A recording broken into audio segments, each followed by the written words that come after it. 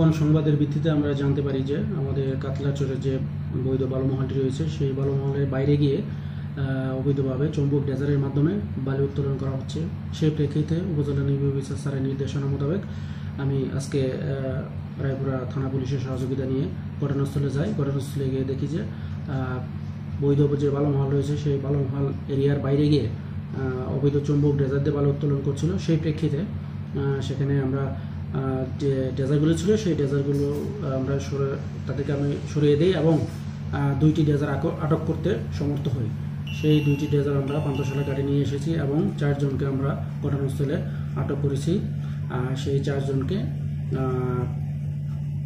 10 লক্ষ টাকা জরিমানা করা হয়েছে। প্রত্যেক একজনকে 4 লক্ষ, বাকি 3 জনকে 2 লাখ করে মোট 6 লাখ এবং 4 লাখ টোটাল 10 লক্ষ টাকা জরিমানা করা হয়েছে। আমাদের প্রত্যেককে 3 মাসের জেল। যদি তারা টাকা এখন দিতে পারে তাহলে তাদের জেল দেওয়া হবে না, মুসলেখা দিয়ে ছেড়ে দেওয়া হবে।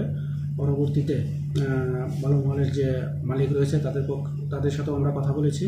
তাদেরকে আমরা বলে দিয়েছি যে চুম্বক ড্রেজারের মাধ্যমে বালু উত্তোলন করা যাবে না। যদি চুম্বক ড্রেজারের মাধ্যমে বালু উত্তোলন করে তাহলে তারা কোনোভাবে এটি করতে পারবে না।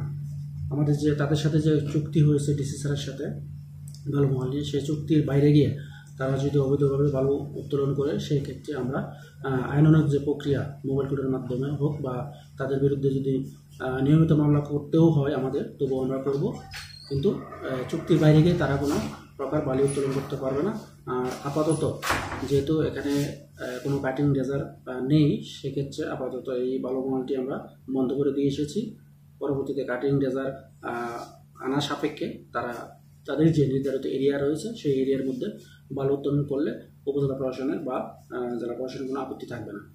ড্রেজারগুলো আমাদের কাছে জব্দ হিসেবে থাকবে। পরবর্তীতে আমরা দেখব যদি তারা অবৈধভাবে আবারও যদি চুম্বক ড্রেজার বসে, সেক্ষেত্রে আমরা এই ড্রেজারের বিষয়ে পরবর্তী